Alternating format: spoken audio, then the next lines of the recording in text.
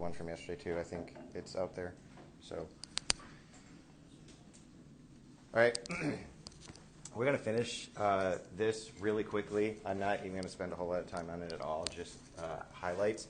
I wanted to go back to this slide, though, because on this slide, that's where my wheels really fell off. And this is something I wanted to change on this slide from last year, but never did. When it says low pressure receptors, a better way to word that would be pressure lowering receptors, right? Because it makes it sound like it's detecting low pressure, right? However, increases in blood volume, which is higher pressure, activate low pressure receptors. So pressure lowering receptors. They start a pressure lowering pathway.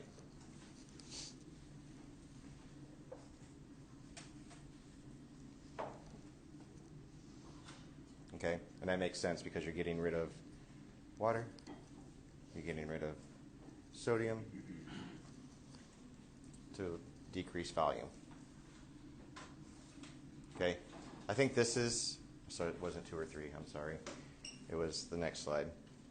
This Bainbridge reflex, again, detects large increases in volume to prevent damming of blood in the venous system.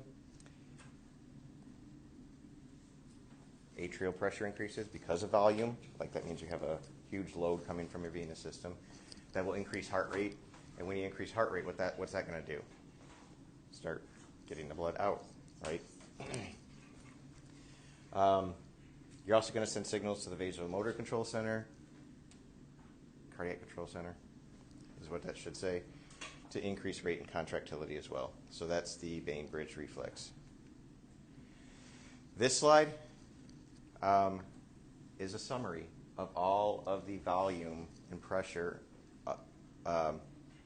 reflexes that we talked about. So good summary slide to go back to. I'm not going to cover it because we already covered this stuff. But if you want a quick boom, how do these work? This is a slide to go to.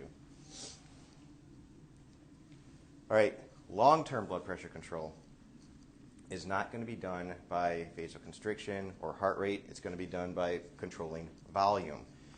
So what this shows you is that your kidneys help regulate the amount of volume, which in turn regulates the amount of pressure. So what you see here is this represents your sodium intake, this line. This red line represents your urination, what you're peeing out. So if we take point A to be normal for a given salt load, if we see an increase in pressure, that means we're going to see an increase in urine output. So what would you say about somebody who has hypertension and their urine output? Probably a higher urine output because your kidneys are going to respond to that higher urine output by saying, hey, we've got too much water, let's pee it out. But is hypertension always a water problem? No, it's usually a constriction problem. So regardless, your kidneys are going to respond the same way. So all this is saying is that long-term control for a given sodium input, as pressure increases, urine output increases, and that helps control pressure in your system by getting rid of water. Okay, good? Not that hard, right? Now, your kidneys can also shift, like they're pretty resilient in their ability to shift. So I talked about that. Never mind, I didn't talk about that. So let's say you have a kidney abnormality. Okay, what your system will do is shift that curve to the right. So in other words, it'll be operating at higher pressure. So to get the same amount of urine output, you're operating at a higher pressure. And then it will increase from that point as well. Okay, so your body adjusts. That's what that is showing you.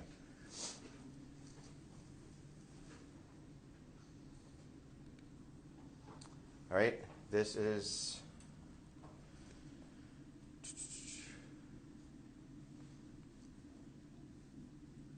a flow diagram of what we just talked about.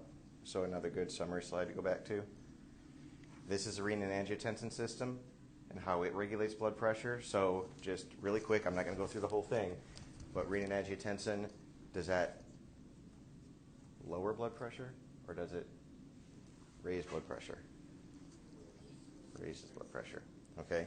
So if you block the renin-angiotensin system, you lower blood pressure. And what's our real famous renin-angiotensin system blocker? ACE inhibitors, right?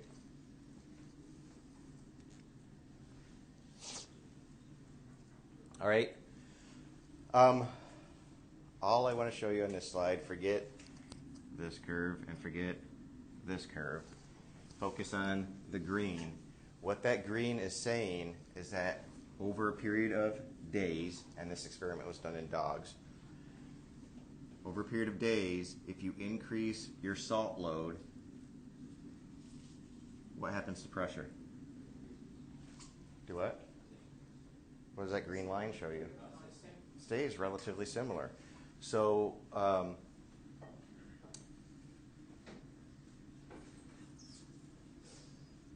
what that tells you is that despite an increase in salt, your body is able to handle that load by getting rid of it without having an increase in pressure.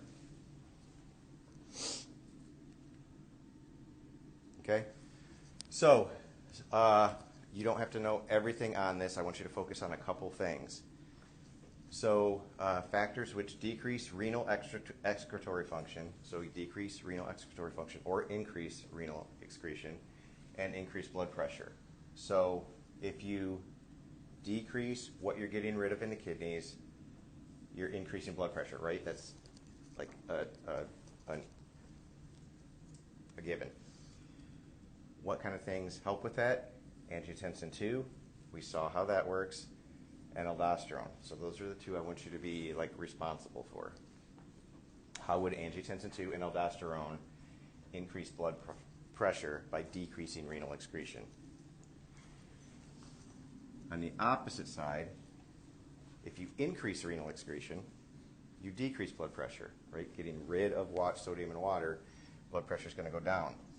So the only one I'm going to have you remember for that one would be the ANP/BNP. Okay?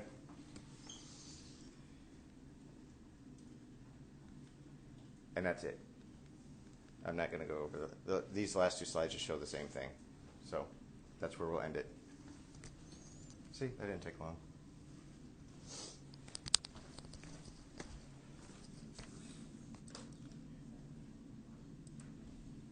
Questions? You guys are quiet. You guys are looking forward to a fun-filled day, right? Oh, yeah. Let's stay.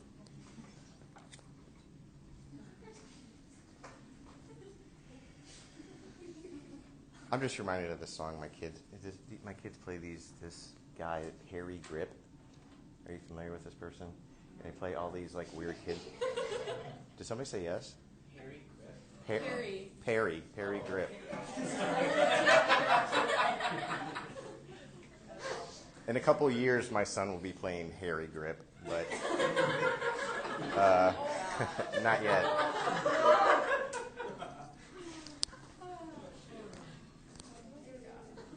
I warned my wife. I said, "You're gonna find a stiff sock sometime." Oh my God. Oh God. It's the reality of adolescence. All right, so let's talk about lymphatics. I'll put it to you this way. We covered a lot of this already because this should be I didn't show this exact one, but this should be familiar to you, capillary exchange. And what percentage of fluid doesn't get pulled back into the capillaries? 10%. About 10%. So the 10% has to be picked up by lymphatics and returned to circulation. So let's go back. What I want you to notice about lymphatics with this picture right here is they parallel, and you probably saw some of this in the anatomy. For anatomy, they parallel the circulatory system But unlike the circulatory system, they are a one-way trip back to circulation. So there's not a circulation of flow there. It's just pick up fluid, return it back to venous circulation. Pick up fluid, return it back to venous circulation. Along the way, you have these lymph nodes, right? And these lymph nodes have a very specific function associated with that filtered fluid. So, if fluid is getting into these lymph vessels and it's not being pumped by a heart, what would you say about the pressure and flow of the lymph fluid? What would you say about the pressure? Low. Low. Velocity. Low. That's going to be important that's why lymph nodes are there. We'll talk about that in a few minutes. All right. So lymphatic capillaries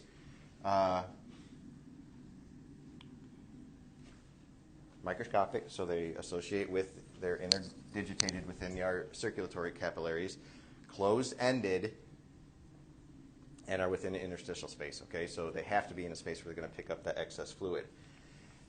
And the way they do this, we say they're closed-ended, but if you look at the structure of a lymphatic capillary, here's your single cell right here, but there's these relatively large pores in them, or valves, okay?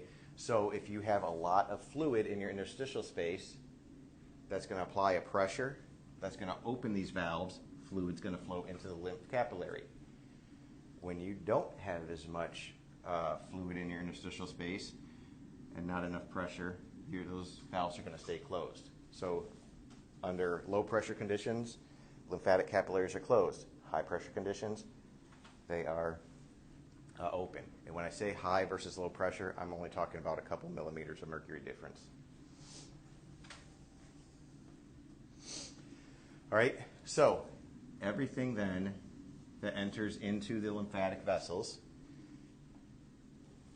is like plasma, but without those plasma proteins. Okay?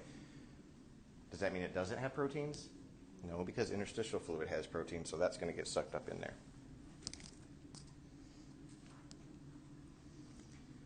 All right. The only thing you need to know about this is that lymphatic vessels, if you took a lymphatic vessel and between lymph nodes and put it next to a vein, you wouldn't be able to really tell the difference. Okay? And no, they're not really blue and green.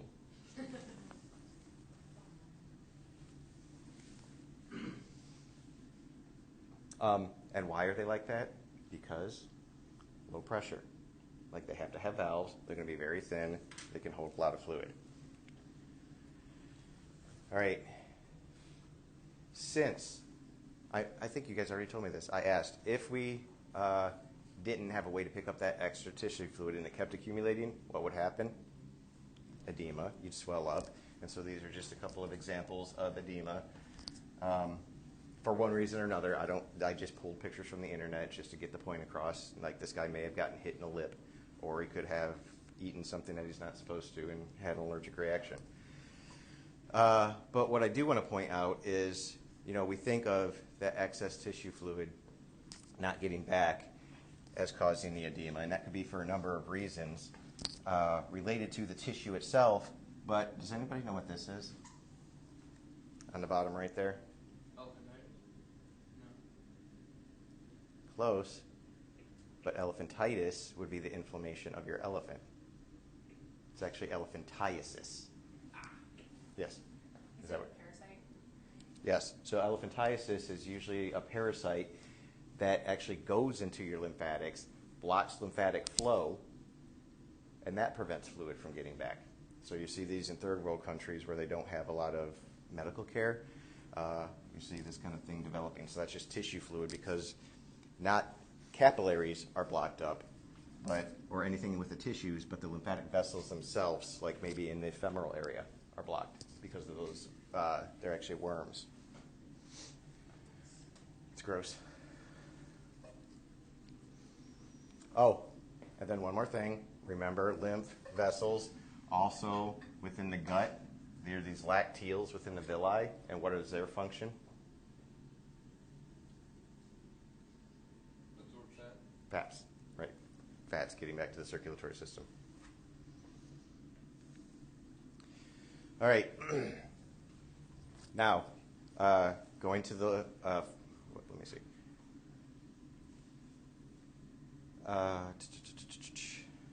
So, again, all of the lymph fluid that's collected is going to be put back in the circulatory system. But this lymph fluid has to go through like this series, and if you look at this is a good example right here. You take just this one lymph vessel and see how many lymph nodes are along it. So that lymph fluid is constantly being surveyed within these lymph nodes before it's returned to circulation. And so that highlights the function of the lymph nodes to filter that lymph fluid. Okay? And what they specifically do is they're looking for anything that shouldn't be there. Okay? Looking for anything that shouldn't be there. If you look at these pictures of lymph nodes, and this is more of, it's kind of anatomy and physiology, where are most of your lymph nodes located, concentrated?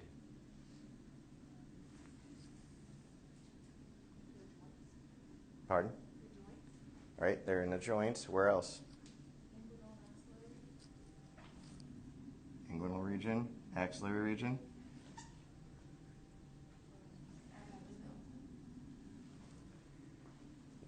What do those places have in common? No.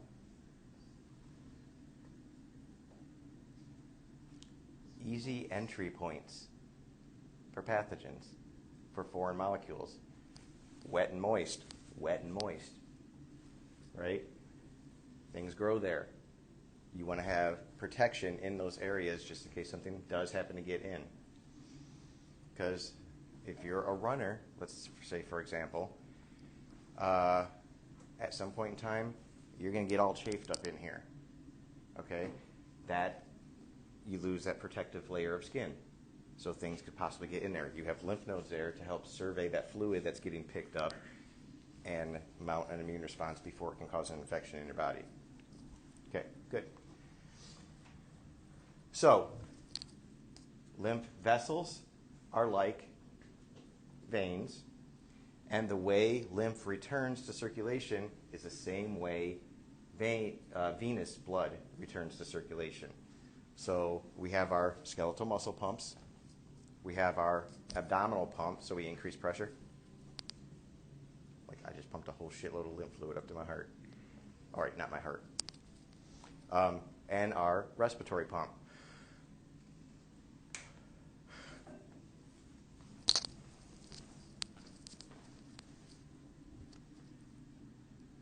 Good? Okay. So that's not new information. The only thing else I want to say about lymph fluid, though, is it's transporting foreign substances, but it's also a big way that cancer cells can get transported as well. And what do we call it? And that process is called metastasis. I keep asking you guys these questions, and the words are right there in front of you. All right. So, as far as the lymph pathway goes, think about capillary, bigger lymph vessels. They'll go into a lymph node. An afferent lymphatic vessel goes into the lymph node, afferent going toward the lymph node, efferent coming away from the lymph node. And then if you're on any particular lymph vessel that has a lot of lymph nodes, this part could be repeated over and over and over again, right, along the pathway. Okay? Where it gets dumped out is right here. What are those vessels? Subclavian veins. So that's where your lymph dumps back into. So it doesn't go back directly to the heart, but it enters those subclavian veins. And if you look, those dump directly into the superior vena cava, and that's how it gets back into circulation.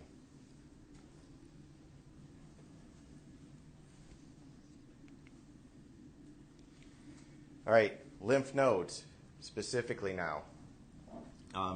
Here's our flow going into the lymph node. Here's our flow coming out of the lymph node. If you look in the lymph node, it's made of reticular connective tissue. And reticular connective tissue is known for being a series of networks, tissue protein networks. And what that does is it creates a maze for the fluid to pass through. And let's say you're running 10 miles, and all of a sudden there's a maze right in front of you to get to the other side. What's that maze going to do to your pace? It's going to slow you down, right? So the lymph fluid is going to slow down while it's in there. Why does it slow down? Because lymph is carrying potentially foreign particles, cancer cells, and you want lymph slow enough so that the lymphocytes and macrophages within these lymph nodes can recognize those particles as foreign.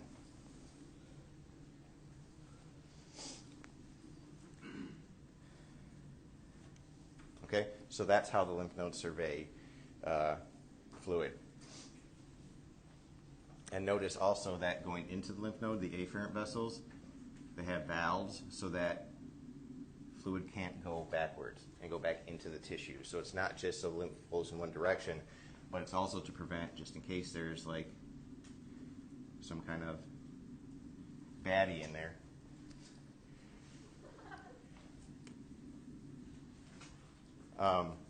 It doesn't go back to tissue.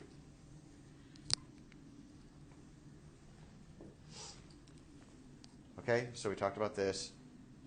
What really happens, and we'll talk about this when we get into the immune system part of this, but the lymph node, the macrophages in there. What do macrophages do? What does macrophage mean? Big eater. So think of you have a shitload of Pac-Mans in your lymph nodes, and they're just eating things, okay? That's their job, and they break them down. When they break them down, not only do they destroy them, but they present them to our lymphocytes, T and B cells. And when they present them to those T and B cells, they're like, hey, I found something. Can you take care of this for me? And that's what they do. So in that way, they're filtering, but they're also doing immune surveillance function of anything that shouldn't be there. All right, so the lymph nodes are one lymph organ. And how many do we have in our body? A lot. Okay, so it's not just one organ, it's a lot. And we'll put it also to you this way. The lymph system and the immune system is probably the only system in your body where you don't have a specific, like, we should talk about that system, it's throughout our whole body. Not just like the heart, or not just like the lungs, or not just like the muscles. All right, thymus. Thymus sits here, right, at basically below where the, what is this thing called? Thyroid. Bilobed organ goes down into the top of the heart. In fact, that's when we dissect cats. We dissect cats here in the undergrad. And because none of our science people here like to use the anatomy table. It's the weirdest thing. Like we have this anatomy table, but nobody that teaches A&P likes to use it. Anyway, so we dissect cats. We open them up, but they smell, right? What? So anyway,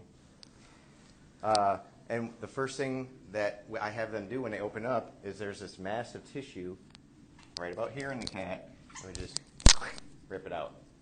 I'm like, what did you guys just rip out? I don't know. Were we supposed to? Yes, that's the thymus. You guys know already I like to fuck with people, right? Okay. I don't do it in a mean way. Unless you deserve it. So anyway, what the thymus does, think of thymus associated with T cells. Okay, the thymus, big when you're in utero, big when you're an infant. Over time, it shrinks. So any of you in here probably have a really small thymus. I'm approaching like zero thymus. Okay? Just because I'm older. What does the thymus do? Basically, its function is primarily in utero and when you're first born. it will do a survey of all the proteins in your body. Because remember, your lymph system picks up excess fluid, including some cells in there. Those will make it to your thymus. Those cells, through lymphatic pathways, will make it to your thymus, and your thymus will mount an immune response. So those T cells will recognize cells and mount an immune response. If they start to mount an immune response, those cells are destroyed. So in essence, what you're doing with the thymus is destroying any possible T or B cell that will attack your own body.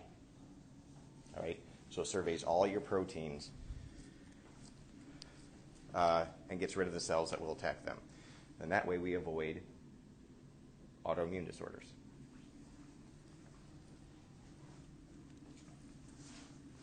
All right, spleen.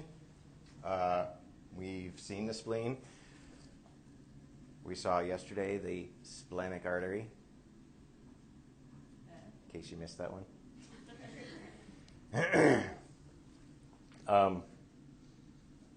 And we've talked about what its function is earlier, recycling of red blood cell parts.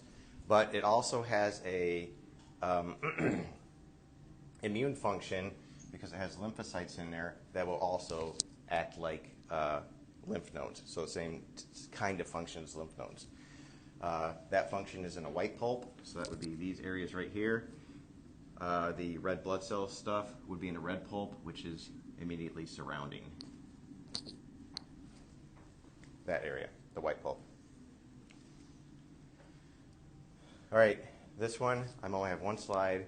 Just be aware that there are other areas in your body that have lymph tissue, but not necessarily, you can't recognize them as a specific lymph organ unless you look under the microscope. So some examples of that are those Kupffer cells in the liver. You know that question I had to throw out on the exam? Your tonsils and adenoids in your pharynx. Okay, how many of you still have those? Most of you, okay. They're going to getting rid of them. My kids, oh my God, they're huge, and they will always get strep throat. All right, and we're like, well, should we have them removed? They don't like to remove tonsils anymore or adenoids because it's invasive. They like to just let it die down, do what they do. You'll be fine. They'll grow out of it, and they have. Also, in all these other areas, you have lymph tissue, which will do that immune surveillance function for you. So lymph nodes aren't the only story. You have a bunch of smaller areas that are constantly surveying what goes, for example, what goes into your mouth. Because it's what goes into your, no matter how clean it is what goes into your mouth clean? No, it's always dirty. So there's that 5-second rule is like kind of pointless because even if it falls on the floor, it's probably just about as dirty as it was before it fell on the floor. All right. Is the 5-second rule really a thing? Just FYI. Do what? Did you say yes? No, because no. 5 seconds or 10 minutes. It's not going to be much different in, amount of crap that got on it. Do what?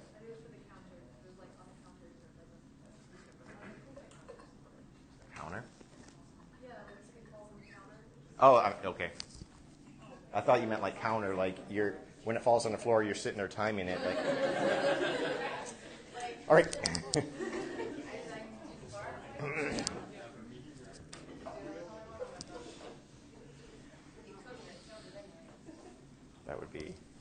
That would be trippy to see somebody actually do that. I timed it. It was 5 seconds. One of the things that I love about teaching is all the stuff that I learn, and then I compare it to all that shit my mom told me as a child, and I'm like, you were so full of shit. That was so wrong. Mom, do you know how wrong? I'm like, watermelon seeds can't grow in my stomach. They can agglutinate there, though.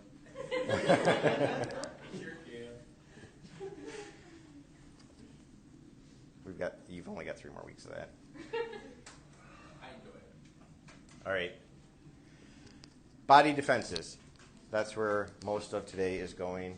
How does our body defend against things that shouldn't be there? So we have 3 layers of defense. The first layer is skin. Okay, we have a protective barrier, and it works really, really well. Not only do we have that protective barrier, but within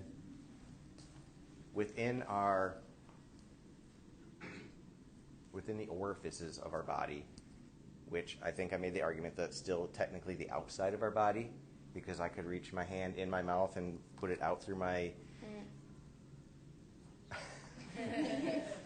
anus if I tried hard enough.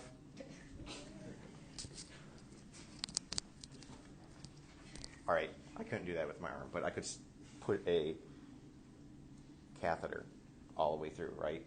So technically it's still outside of my body. But we have these mucous membranes that protect us along the way, okay? And in the respiratory system, we talked about that protection. What's the 2 things that protect our respiratory system? Actually 3. Cilia. That's in the mucous membranes. Cilia. And what are cilia moving? Mucus. So cilia and mucus. And then if we get past that, we have those Roombas in our lungs that clean up anything. All right. If something happens to get past that, and it always does, we know that because we do get sick, especially if cortisol levels are high, right? We have second lines of defenses. So we have chemical barriers. What's an example of that? Stomach acid. Okay. Interferons. Other proteins that are designed to non-specifically just find things and destroy them or render them harmless. We have natural killer cells that are just sitting there behind a dumpster waiting for something to come by. Inflammation. All right, we'll talk about inflammation, but I'm going to give you my soapbox right now. Inflammation is a good thing, and it's supposed to happen. So if you have patients that come in and they're like, I hurt my elbow, it's inflamed, can I get something to stop the inflammation? You're like, no, you need to let that shit go. If it starts becoming prolonged or interfering with function, then we'll take care of it. Okay, but inflammation is a process that's supposed to happen. I think as a medical community and as a community in general, we spend too much emphasis on trying to reduce inflammation, and then things don't work the way they're supposed to. Phagocytosis, those neutrophils and macrophages, and the fever response. Fever is another, let me get on it, soapbox. Fever is a good thing.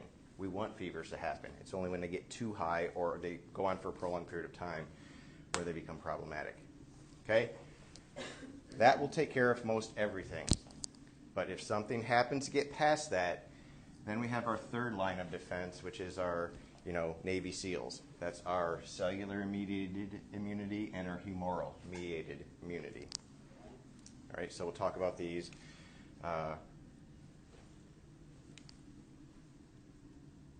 In that order. This is the only thing we're going to mention about barriers, so we'll talk about the last 2. All right, so second phase, nonspecific or innate defenses. Okay, nonspecific. That means, you tell me, what does nonspecific mean? Do what? Not specific. Thank you. They'll attack anything. Like, it doesn't matter. They will try to get rid of anything regardless of what that thing is. All right?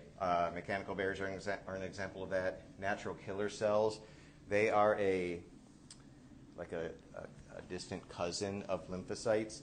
And what they do, again, literally, they're waiting there. And if something comes in that they recognize as foreign, and usually it's, what do most bacteria have in common? What do they have that we don't? A cell wall. And what's that cell wall made out of? Sugars, right? So these natural killer cells, and those sugars are repeating patterns. So what happens is these natural killer cells will recognize those repeating patterns, say, oh yeah, that you're not supposed to be here, and get rid of them. Okay?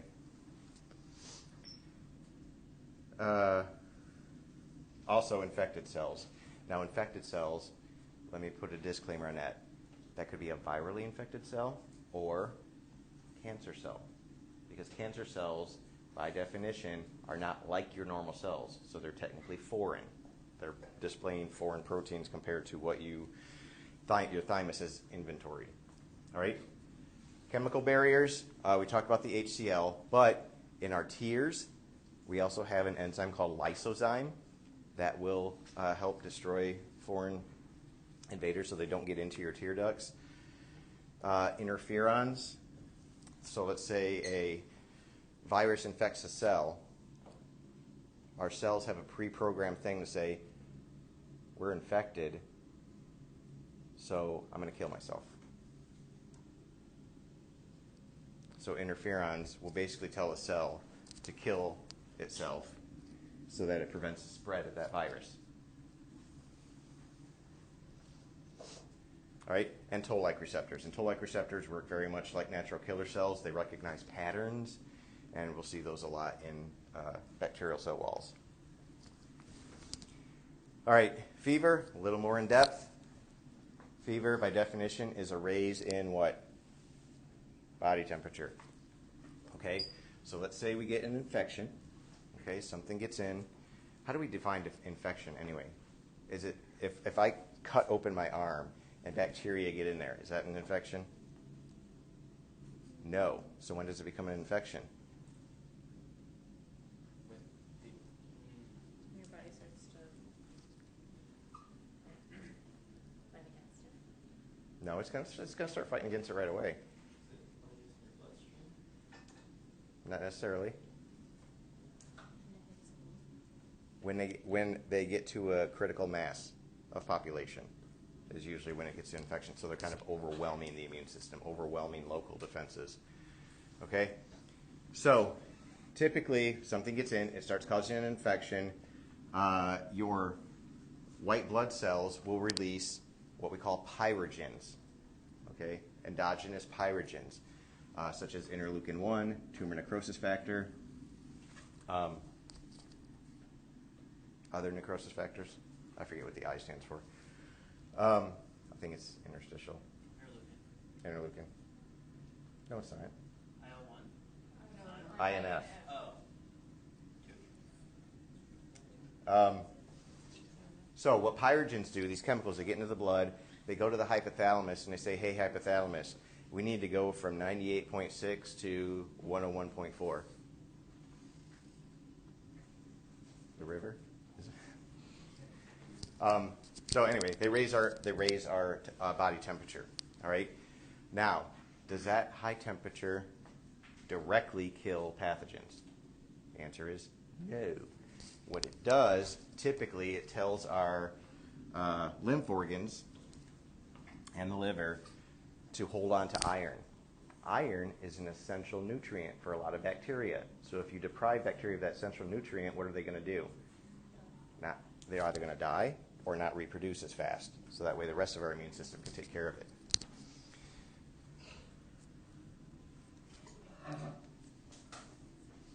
Okay, so here's how the fever mechanism works.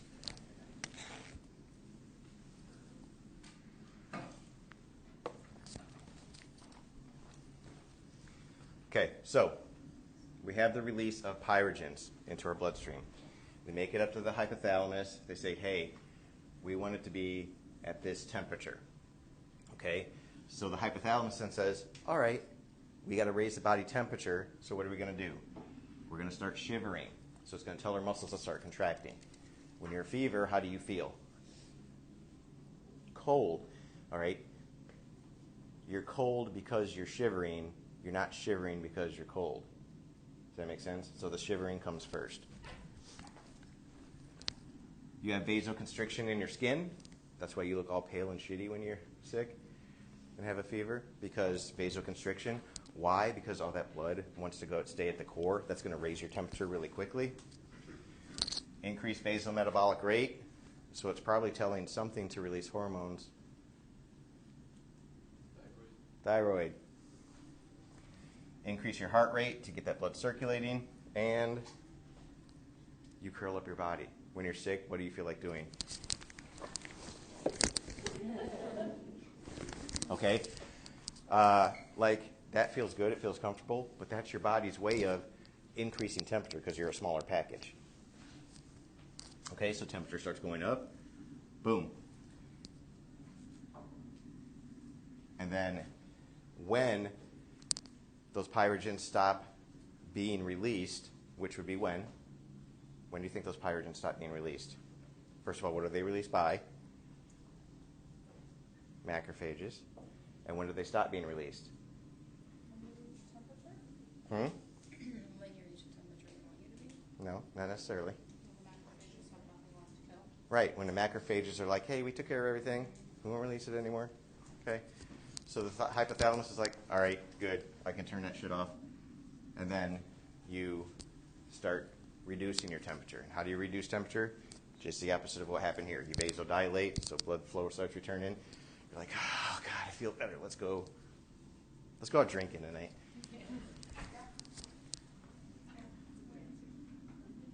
Just a good answer. You feel tired. Okay, because that will promote heat loss, because what happens if you're moving around? You're generating heat. So your body cools down by feeling lethargic, and you're going to sweat to get rid of that temperature. Okay, go back to normal. That's your fever response. This would be like a repetitive cycle, wouldn't it? Because I feel like when you're sick, you go back and forth between having the chills and then having the sweating. It can do that, yeah.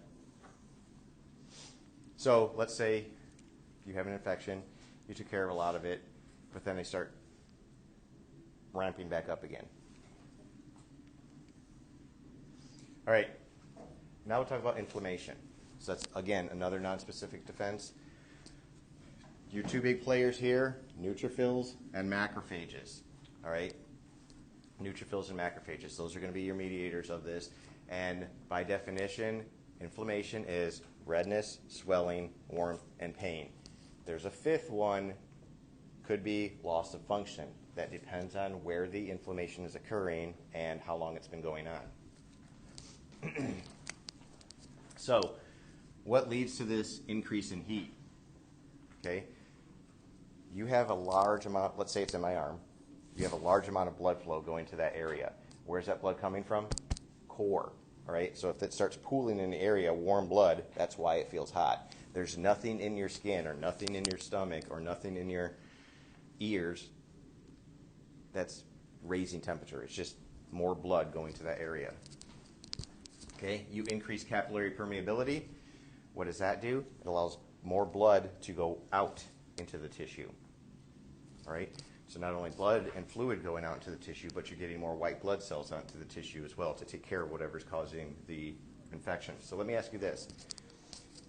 Do you just have to have infection to cause inflammation?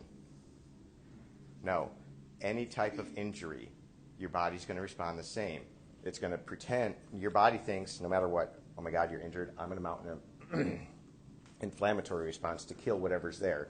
But if I slam my elbow on a table, is that going to cause an infection? No, but my body's still going to respond the same way because it's going to predict that, all right, maybe there's going to be an infection there. Interstitial fluids will start to coagulate because you have fibrin being deposited all around the area. And what this effectively does, we'll show it in the next slide, is it walls off the area of inflammation so nothing can escape. And then you get the swelling of tissues because the area is walled off. Okay, we said it's driven by chemical mediators secreted by these cells, and these are some of the chemical mediators down at the bottom here. The ones in blue or green or whatever you want to call that color are probably the most common ones and the ones I'll hold you responsible for.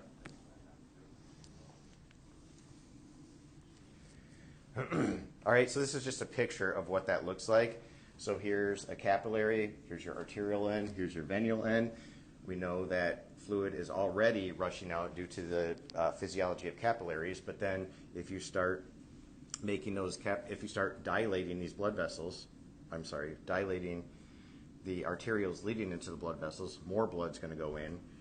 You get this, instead of these slits between capillary cells, you have these wide gaps right here, so that white blood cells, even red blood cells get out there. So that's red blood cells getting out into this area is partially what's responsible for the redness that you see. Okay, you're triggering platelets and clotting cascades, so you have blood clots not only forming within the blood vessel, but out in this area as well. Okay, and these cells are going to release chemical mediators that will say, hey, we need more troops to come to this area to fight whatever's here, so you're going to activate more macrophages and more neutrophils.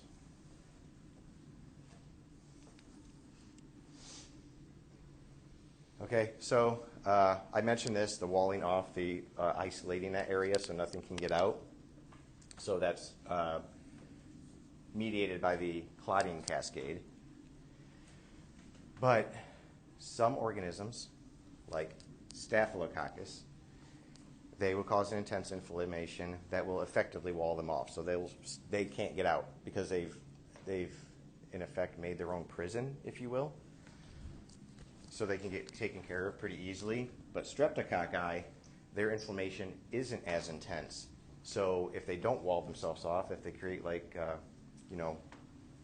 holes in the barrier, then they could possibly spread and set up that infection somewhere else. All right. So sometimes the level at which an organism induces inflammation can determine how well that organism is taken care of by our immune system.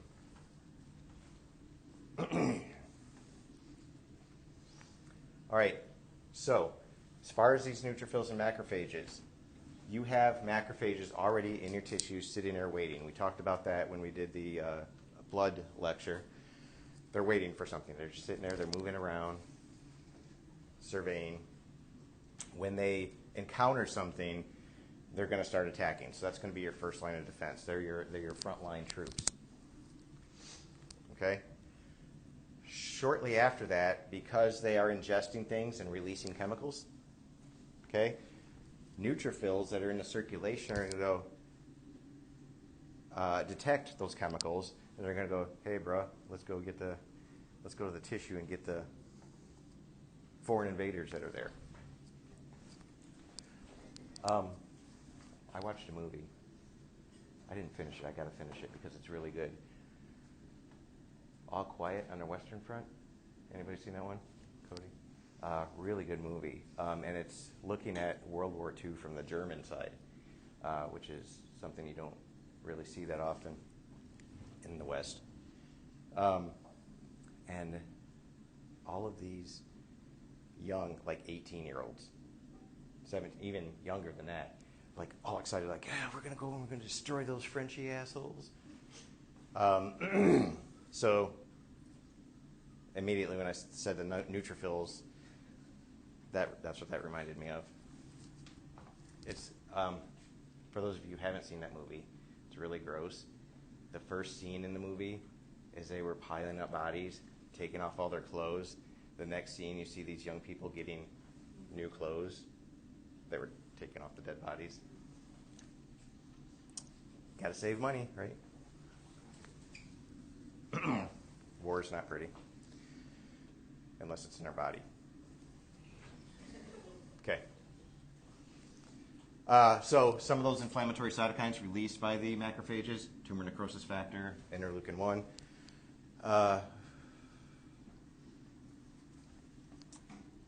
This is important. We'll talk about this in a couple slides because I have a picture related to it.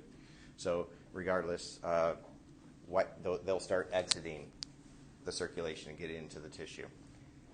I guess it's this slide. This is a picture showing it. The process of a white blood cell hitting the wall of a blood vessel capillary and rolling and slowing down, that's called diapedesis. When that white blood vessel exits and gets into the tissue, that's called extravasation, outside the vessel, extravasation.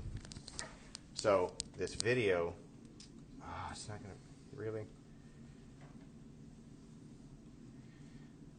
Tell you what, we'll show the video and then we'll take a break. Does that sound good?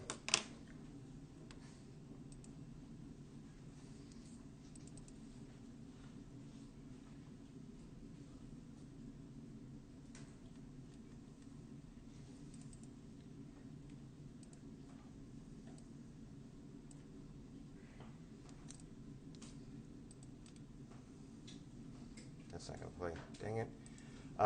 It's not playing, but all these videos are, you know what? Why am I telling you this? I could just show you.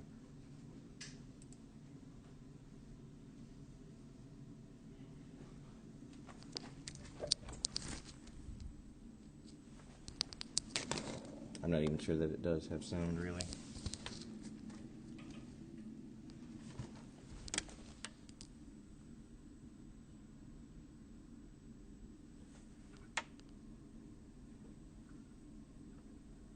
No. So you can see those white blood cells here, and they're rolling around. That would be the diapedesis. And right, and here they got out of the blood vessels. They're moving around, trying to find foreign invaders.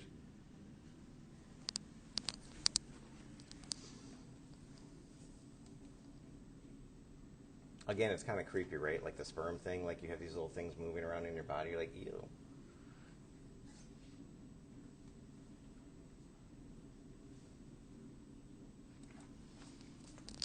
Okay.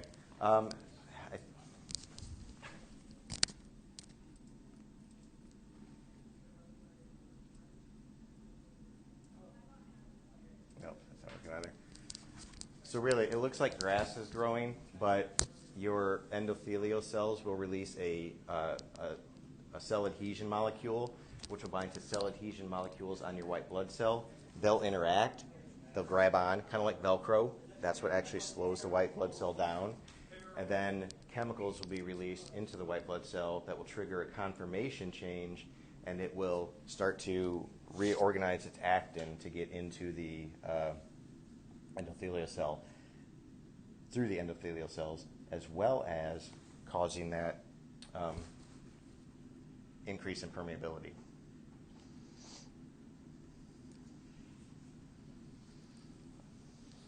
So that's the process of diapedesis and extravasation. If you guys want to watch these videos again, I know one of them, this one actually, has audio to it. I think they are useful.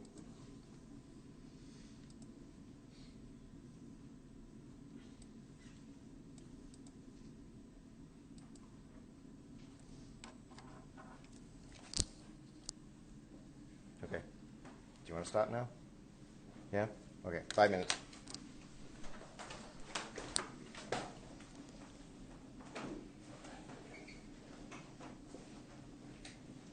Dang it.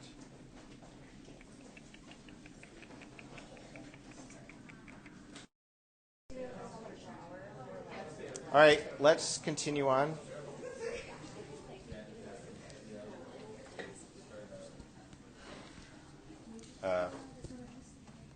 Do what? That's for like clean diagnostics for today. This is Clin Diagnostics Day, neutrophilia. Like, yeah, it's like for our Sweet. You're welcome. Yeah, you were longer than actually. That was not on purpose.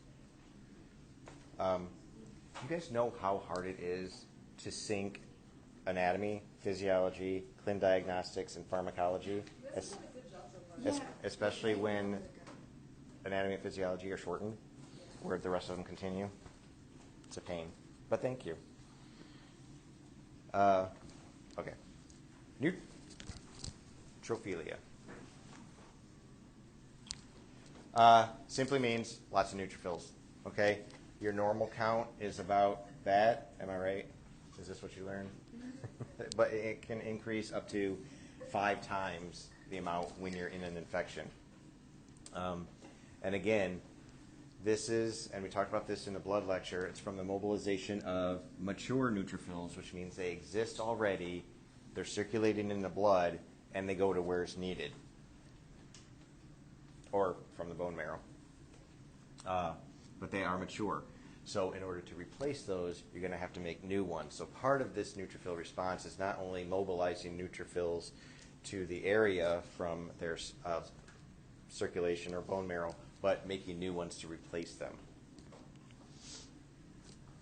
All right, so I'm going to keep count here. Inflammation. 1, the mediator is macrophages. And just in case you're wondering what that is, that's kind of like the symbol for macrophages. 2, neutrophils. 3, macrophage redux. Second macrophage invasion. Okay, so because this is still going on and you're releasing chemical mediators, monocytes are going to detect that. Now, what are monocytes? They're one of our white blood cells.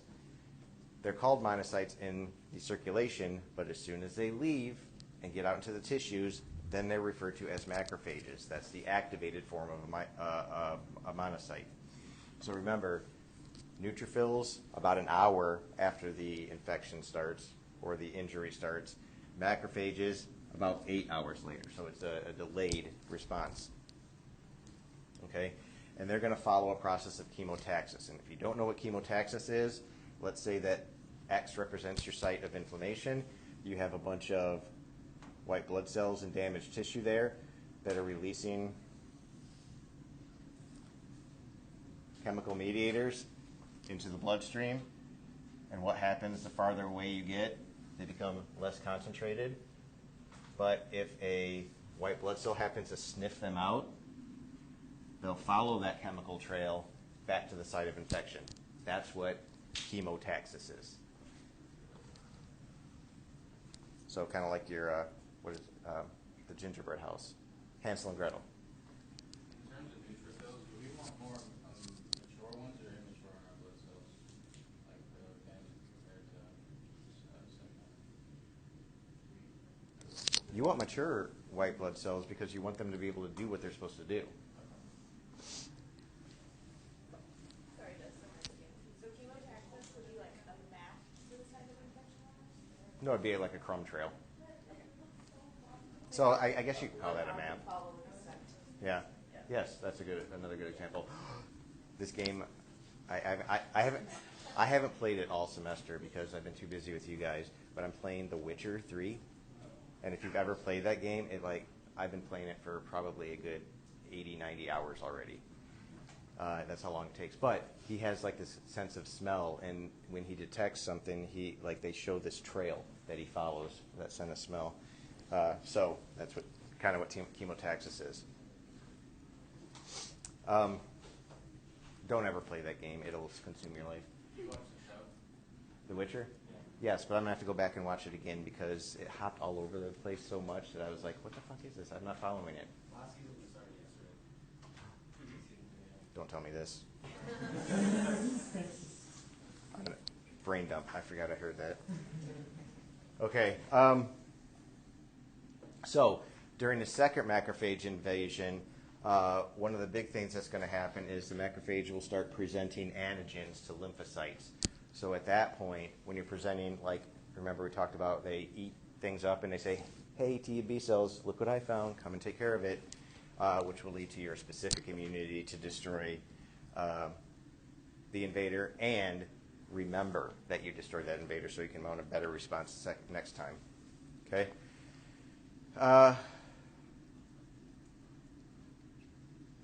Basically, all this is saying right here is the bone marrow is going to release more macrophages after this to replenish the macrophage pool.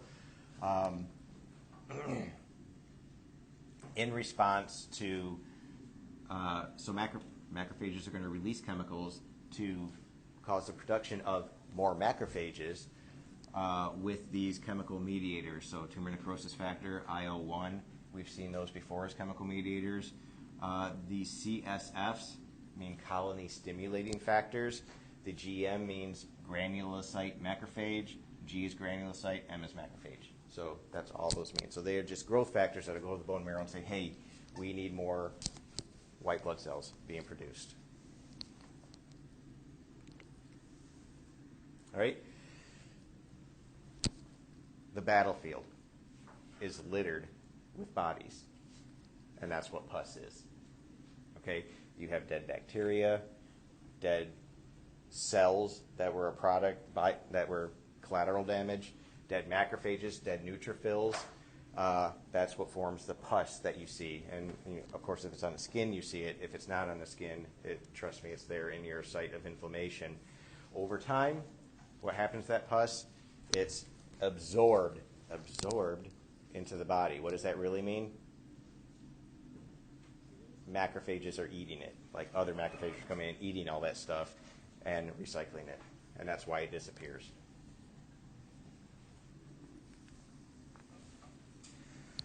All right. The big guns are our adaptive, acquired, specific defense. So all of those are used to refer to immunity. Okay, immunity means you are protected, right? If you go to a different country and they grant you immunity, you're protected by them. Okay, so immunity has two highlights to it. One, it has the ability to distinguish you from anything else, so it makes it really good at detecting foreign invaders. And it has a memory. So if you ever encounter a specific antigen again, you remember it and mount a much stronger and faster immune response against it. Okay, so those are two big hallmarks. And again, it's predicated on the fact that you have something foreign that's being recognized by the system. All right, those foreign molecules are called antigens. All right, now an antigen could be a protein, could be a sugar, as we saw with red blood cells, those sugars on the surface, A and B. Or it could be a molecule holding the antigen. Okay, we've already talked about this, so we go through that process of thymic selection so we don't destroy ourselves. So, how does this work? First of all, where do lymphocytes come from? All cells in the blood are made where? In the bone marrow. No matter what they are, all cells of the blood are made in the bone marrow. Okay? It's going to make them as kind of undifferentiated, so you're not going to have specific types of T cells or specific types of B cells, but undifferentiated. Some are going to go to the thymus. They're going to become T cells. They're going to do that inventory of self-proteins and make sure that you don't mount autoimmune responses. Some are going to stay in the bone marrow and become B cells. Okay? Stay in the bone marrow and become B cells. In the end, both of them will eventually migrate, once they're mature enough, to lymph tissues, let's say lymph nodes, just to keep the argument small. Go to lymph nodes, and they will sit and wait. Okay? So they're made, they go to lymph nodes, and they sit and wait. Okay. A good question is, what determines what lymph node they go to? Do they jump lymph node to lymph node? I don't know the answer to that, but it is a good thing to wonder about. All right, all this picture shows you is just a summary of what I just talked about. So another good summary slide to go back to.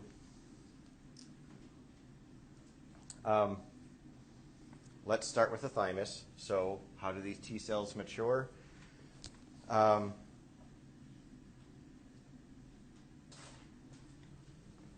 This process of self-reactive clones. So what happens is you get exposed to an antigen.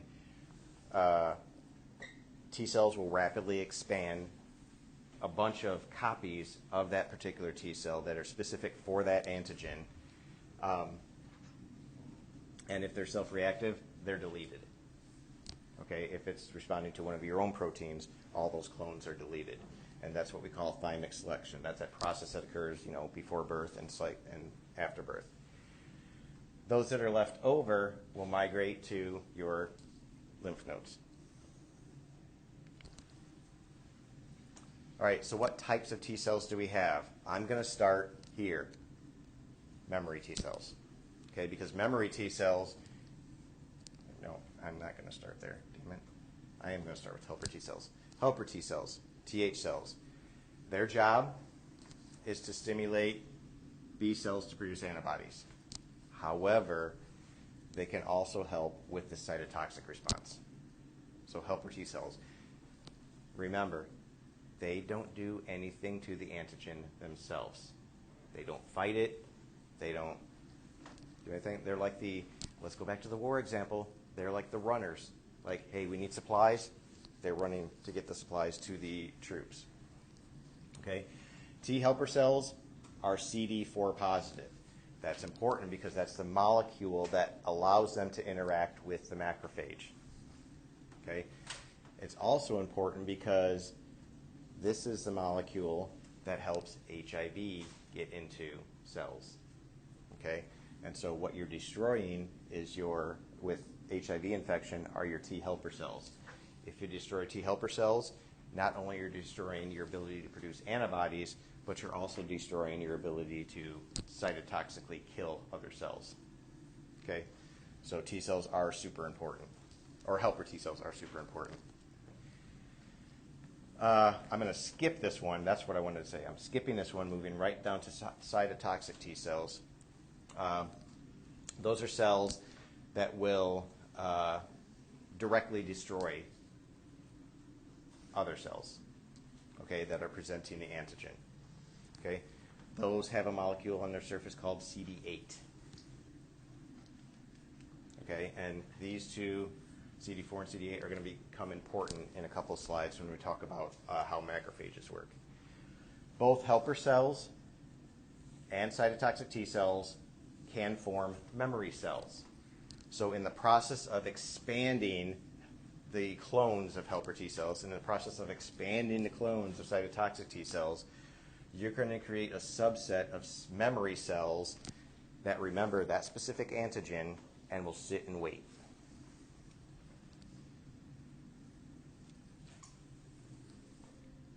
Until you're exposed again. So it's those memory cells are why if we get one specific type of cold, we don't get that type of cold again. Or when we get chicken pox, we don't get chicken pox again. It's the whole reason why vaccinations work. Okay? So here's how this works. Let's pretend this is a macrophage. Okay? Macrophages will interact with the T helper cell. This is your T helper cell. And those T helper cells, this kind of shows you an outline of what they're doing. They're going to release chemicals that will activate B cells and cause them down a differentiation pathway to secrete antibodies. But they'll also help activate T cells, cytotoxic T cells, and also help activate something called suppressor T cells. And suppressor T cells, the only thing we're going to mention about that right now is they prevent immune responses from over-responding. Okay? And these are the specific molecules that affect helper T, so they can feed back on themselves too. Helper T cells, B cells, and cytotoxic T cells. All right, cellular mediated immunity. Okay, we have two types, two flavors here. Cellular and humoral. Cellular involves cytotoxic T cells. Okay? What cytotoxic T cells do is they directly attach to antigen-bearing cells. Okay? What's an antigen-bearing cell? Anything showing something on their surface that's foreign. Okay? And they kill it. So they recognize a foreign antigen, and then have you ever seen those movies? I think there's a couple scenes like this in the John Wick movies where somebody goes to kill somebody and they go and stab them like 100 times really fast. That's what cytotoxic T cells do. So they're like your assassins. All right. Let's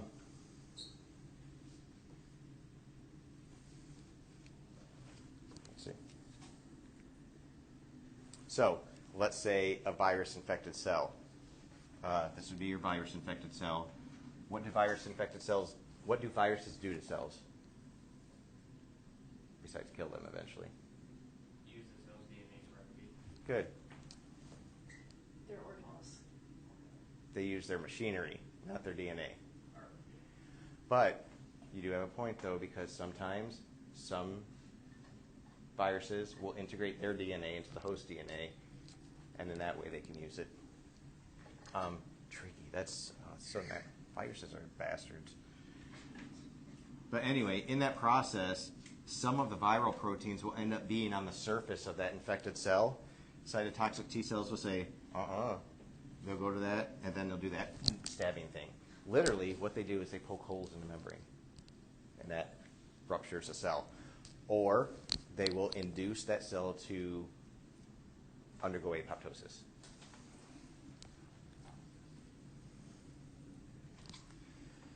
All right, humoral immunity.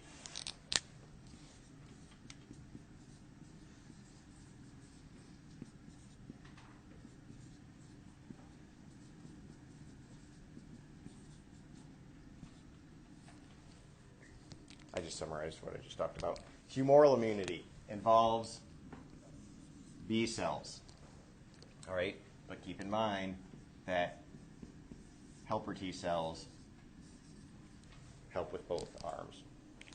Okay, but we'll really talk about the function of helper T cells in humoral immunity. All right, humoral, your body humors are the fluids in your body. So these are things, antibodies that are circulating in your fluids. Okay.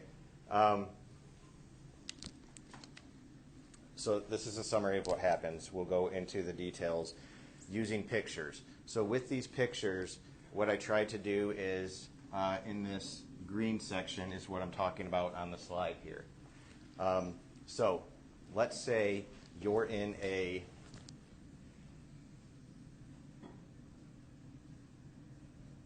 lymph node, all right? And in that lymph node, you have macrophages in green, and we have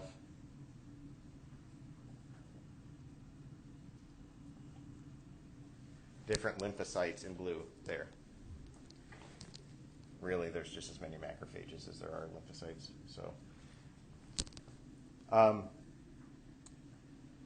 what happens in lymph nodes? What goes into a lymph node?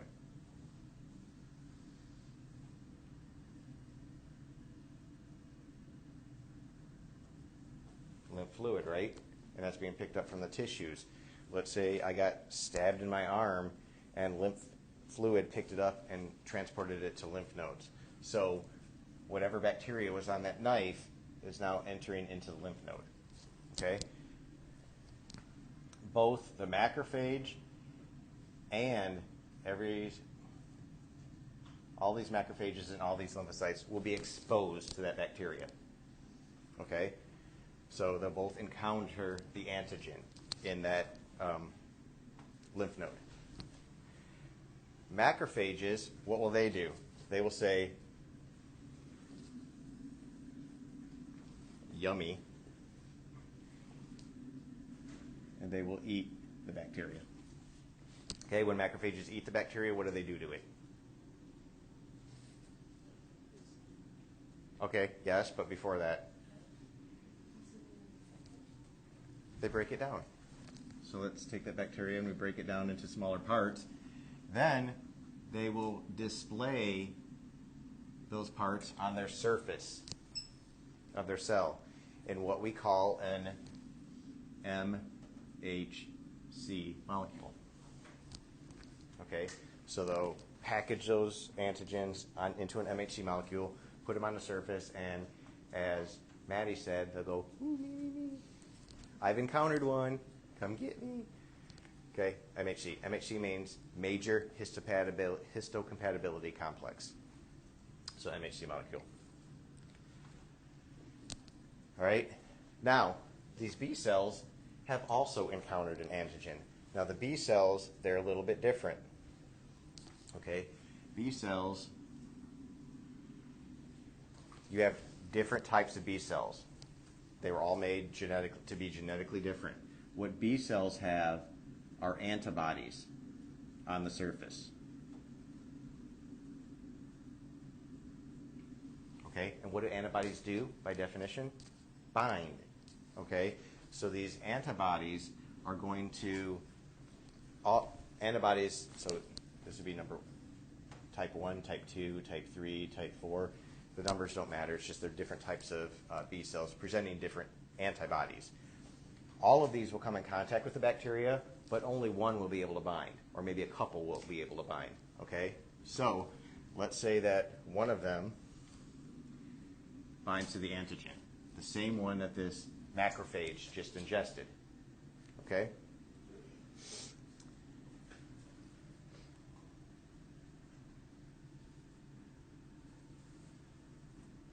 I'm getting ahead of myself. That's okay. What's going to happen, and this is on the next slide, or next couple slides, what's going to happen is that this macrophage is going to come in close contact with this B cell that has encountered the same antigen. And you're going to send them down a pathway to produce antibodies. We'll talk about how this happens. So what this slide is showing you is the antibodies on this B cell, which I drew here. Okay? And what this is showing you is your macrophage and your, I said this wrong, and this T helper cell. You'll see why I said it wrong in a minute, unless you've already caught it. So remember, T helper cells, if they're T helper, and this is a CD molecule, it's CD what? 4. All right. The MHC on the macrophage that's presenting an antigen, that's an MHC, what we call class 2. So class 2 MHC interacts with CD4. That's why that CD4 is important. It'll find a macrophage that's interacted with MHC class 2. So here's where I got ahead of myself. It's that T helper cell that's encountered the same antigen that will interact with the macrophage.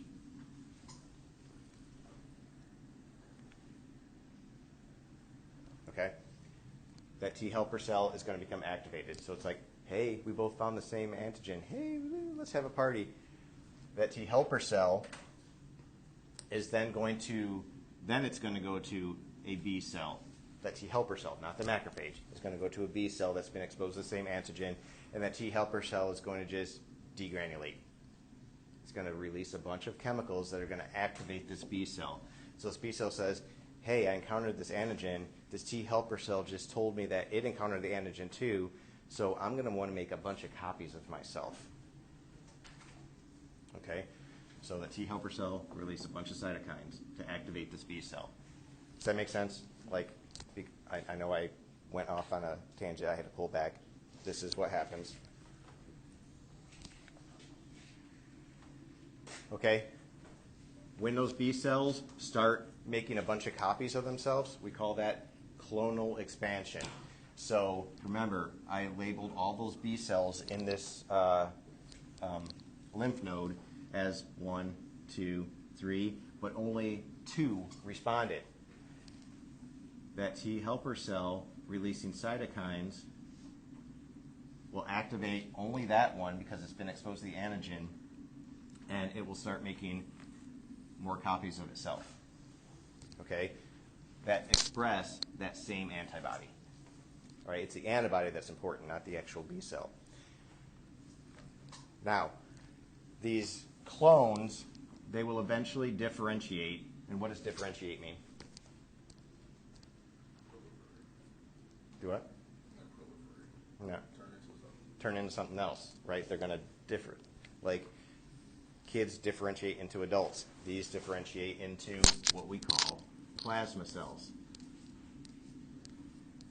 Once those plasma cells are made, those are going to secrete the same antibodies that were on the surface of the B cell. Okay, they're going to create the same antibodies. These B cells are also going to differentiate into memory B cells. And those memory B cells are going to stay put, and they're going to sit there with this antibody there so that if you're ever exposed to that specific antigen again, you don't have to go through this whole process. These get activated directly. Okay? And that's going to be much quicker.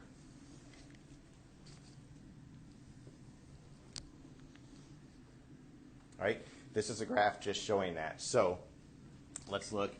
Here's this is an experiment, but let's say you're infected right here, and the red represents the number of antibodies you have.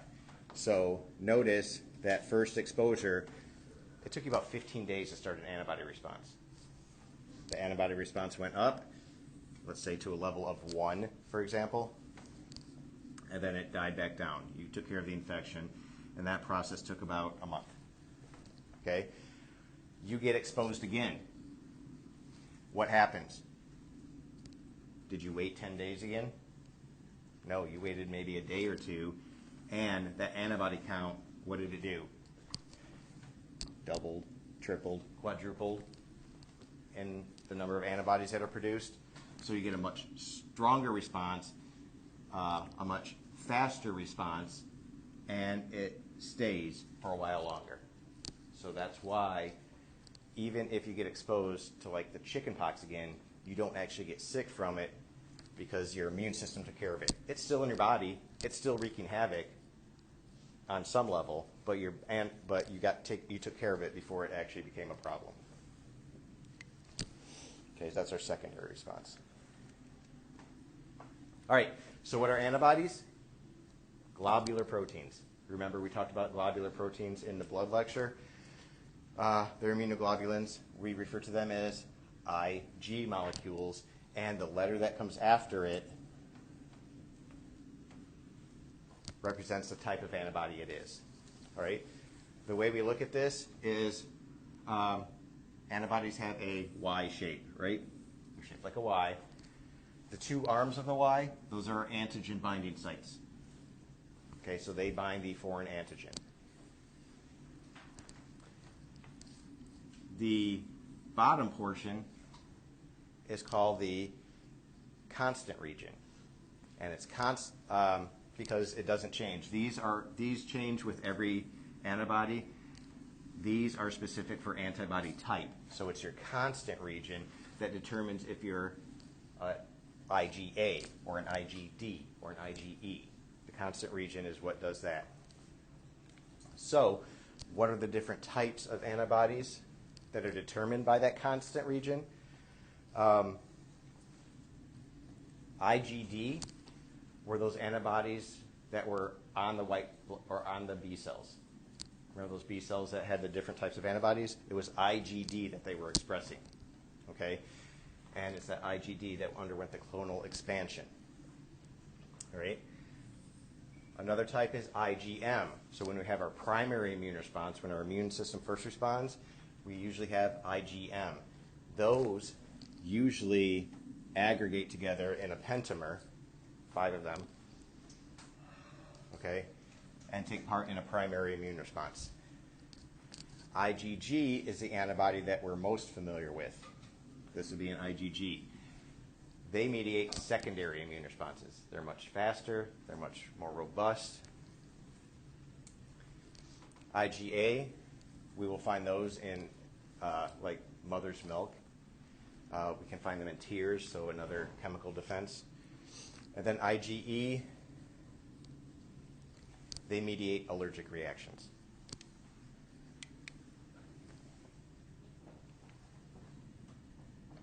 All right. Now, we already said that antibodies bind.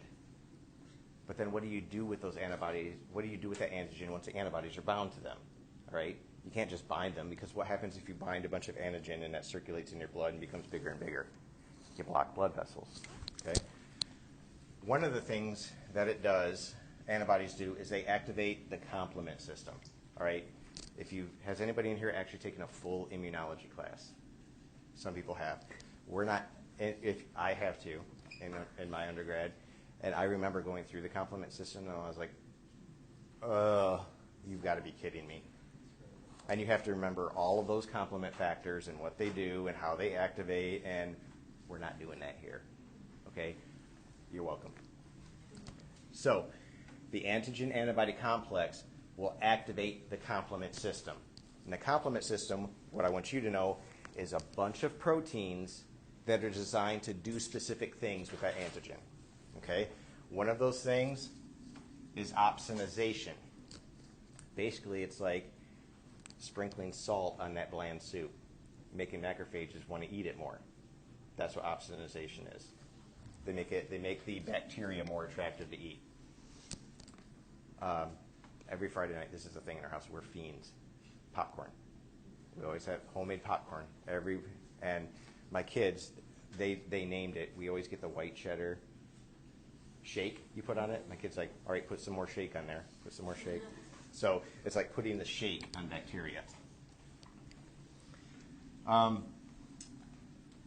So certain complements will do that. Other complements will activate mast cells and basophils to degranulate, and what those will do is promote an inflammatory response.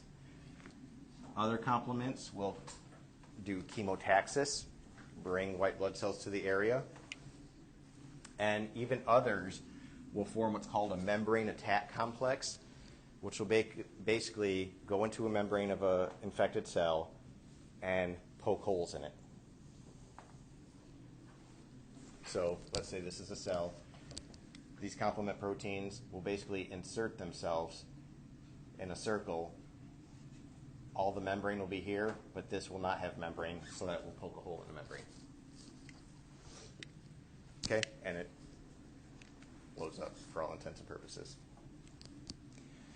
All right, this is showing the primary versus secondary immune response. We already covered that, so I'm not going to go through this again, but this is another way of looking at it. This would be what happened with primary immune response. This would be a secondary graph showing like from time 0 instead of time 60 in the other one, secondary immune response.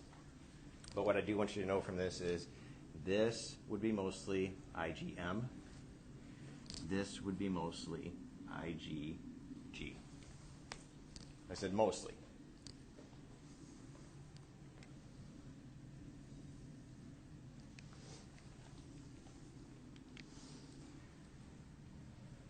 All right, we've talked about that. We're not going to go into it in detail again. All right, different types of immunity. So this is something I do want you guys to know. I will ask you a question that addresses this, provide an example of each type of this. We have two different classes, active immunity. Where is it? Passive immunity. Active immunity means that you are going through that whole process with macrophages, T helper cells, activating B cells, and producing memory cells. Passive immunity means you were given the antibodies, like we injected them into you. Okay? Those can be subdivided into those things that occur naturally and those things that occur artificially. All right? So if you have naturally acquired active immunity, you are exposed to a pathogen or an antigen. And your body mounts a primary immune response, and if it ever encounters, you have a secondary immune response. This naturally acquired active immunity protects you the most. Naturally acquired passive immunity means you didn't make your own antibodies, but you got them from a natural source. And the example of that is antibodies in mother's breast milk that are passed on to their children and protect them. Artificially acquired active immunity, same process as naturally acquired, except somebody injected the antigen into you. An example of that would be vaccinations. Okay? And artificially acquired passive immunity is we injected the antibodies into you. So one good example of that is antibodies against like snake venom, for example. We injected them into you, bound all the snake venom so it doesn't cause neurotoxin, for example. Okay? Feel good about that?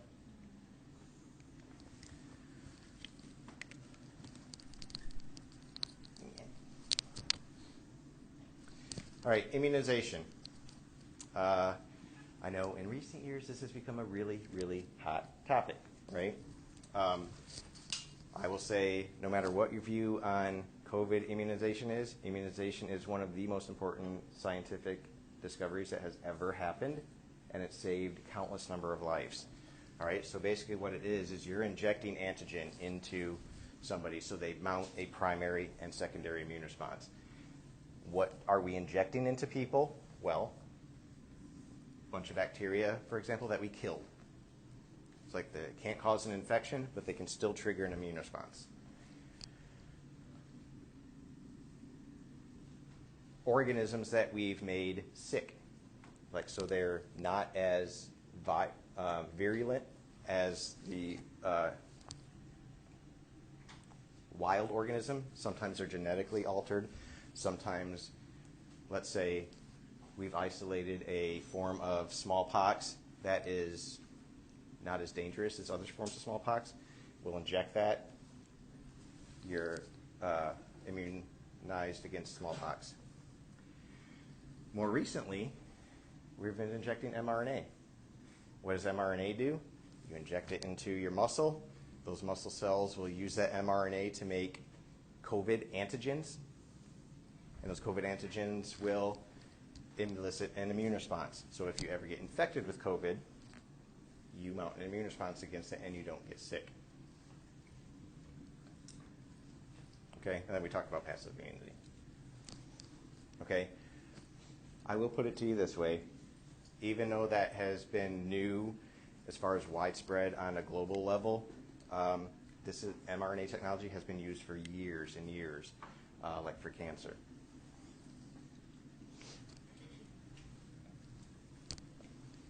Okay, now, let's say we have a disorder that prevents our immune system from responding properly. We refer to that as an immunodeficiency.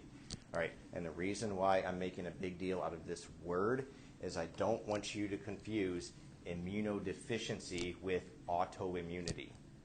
People, I actually do get it. They're very similar. Two very different things. Okay, don't confuse those two. Immunodeficiency is you don't have an immune system. Okay. The example I'm going to give of that is AIDS. Okay, or HIV infection. HIV infection. Do you remember what type of cell that infects? CD4, which is what type of T helper cell? Good, T helper cell. So what it does is it gets into this T helper cell, and you start destroying your population of T helper cells over time. HIV infection, HIV infection, HIV infection. And I think once you get to a concentration, and I don't remember what the units are, of 200, that's where you develop what we call acquired immunodeficiency syndrome. Acquired, not autoimmunodeficiency syndrome. So that's where the confusion usually happens. Acquired immunodeficiency syndrome, and that's when you start getting Kaposi sarcoma. That's when you start getting infections that healthy people don't usually get, okay, because you've destroyed your immune system. I'll put it to you this way. If HIV infected CD8 positive T cells, you'd still have a relatively healthy immune system. If it infected B cells, you'd still have a relatively healthy immune system. But because you hit T helper cells, you've affected the humoral pathway and the cell-mediated pathway. You killed off your entire immune system. Okay, we've talked about immune tolerance. That's what happens in the thymus. If we don't develop immune tolerance and we start attacking or forming antibodies against our own proteins on our cells, that is autoimmunity. All right, so the real confusion is don't confuse acquired immunity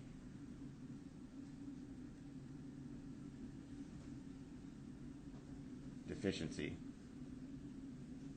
whatever, with autoimmunity. Okay? I think it's this acquired that trips people up. It's different than autoimmunity. Autoimmunity is self-immunity. You're developing antibodies against yourself. Examples of that, rheumatic fever. You get streptococcus. It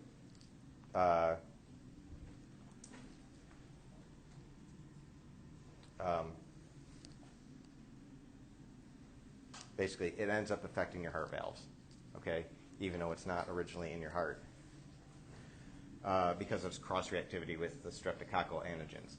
Post-streptococcal glomerulonephritis. That's a neat one. I actually love teaching about this one, but we're not going to do the pathophysiology. You get a strep infection, strep throat. A couple weeks later, all of a sudden you have severe kidney problems. Why? Because you've developed antibodies that kind of bunch up and form immune complexes that block the blood vessels going to your kidneys, and the kidneys become inflamed, and bad things happen. Myasthenia gravis, antibodies to acetylcholine receptors. Where do you find acetylcholine receptors? Muscles. Good. So if you have antibodies against acetylcholine receptors, you don't have effective nerve transmission to muscles. And SLE, systemic lupus erythematosus, autoimmunity to multiple tissues.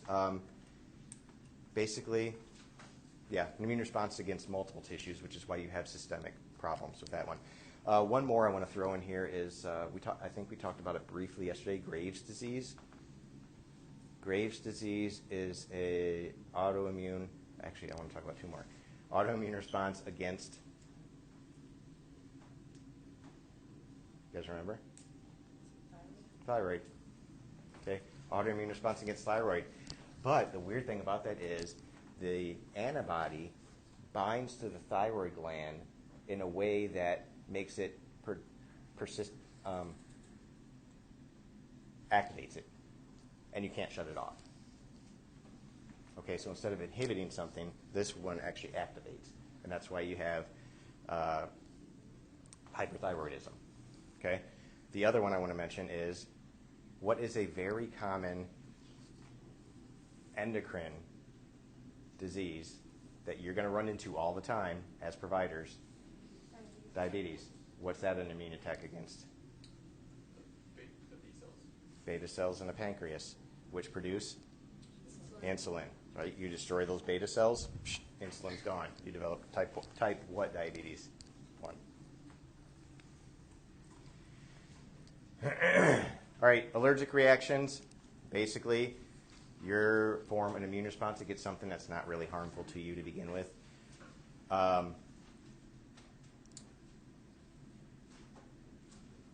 The reason allergic reactions happen is still not fully understood, but they are mediated by IgE antibodies. And what IgE antibodies do is they activate mast cells in our tissues.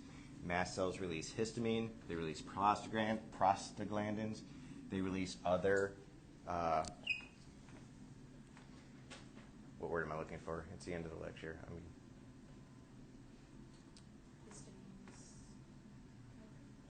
No. Heparin is another one, but they're cytokines. That's what I'm looking for. That result in an inflammatory reaction. Now, the way these work is kind of interesting because let's use bee stings as an example. I get stung by a bee. I form an allergic reaction that I found out I'm allergic, right? I form an allergic reaction there, okay? What kind of immune response did I mount? Primary, right? If I get stung by a bee again, because now I have memory cells, what's going to happen? Worse. The response is going to be much bigger, okay? And it can spread. Now, I'll put it to you this way. Let's use bee stings as an example. Say I get one here. Later on, I get one here, and then I get one here. The more places I have them, the stronger the response is going to be and the more systemic it's going to be. And what's the worst possible scenario you can have from this? Anaphylactic reaction. Good. All right.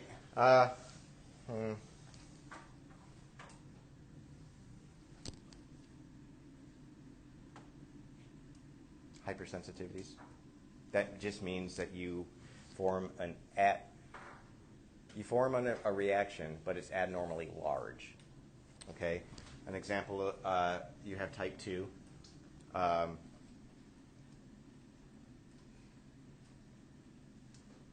Type 2 is an example of that is transfusion. So the A, B blood cells, that would be a type 2 reaction.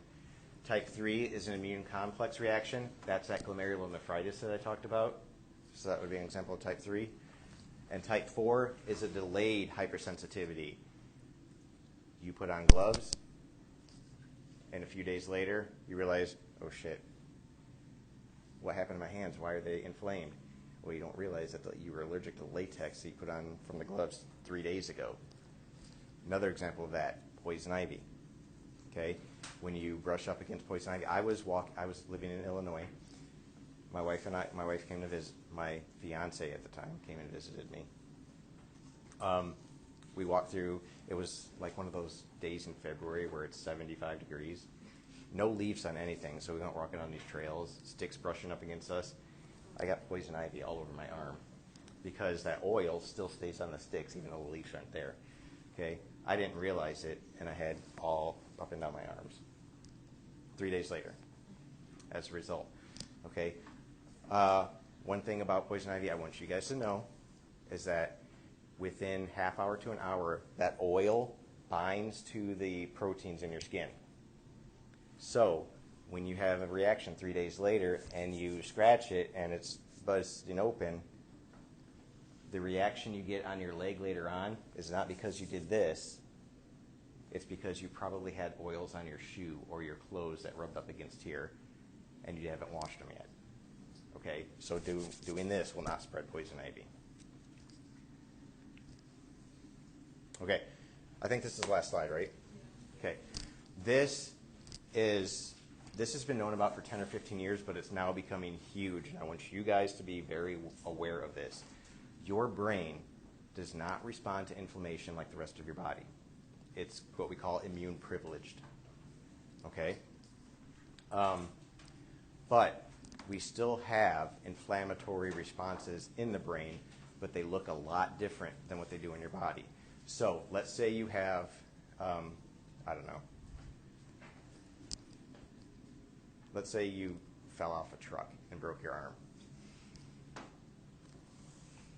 Okay, that's going to produce a lot of inflammation, right? Let's say you guys all saw the picture of my son, right, in anatomy. Okay, let's say that happened. Lots of inflammation. Those chemical mediators are circulating through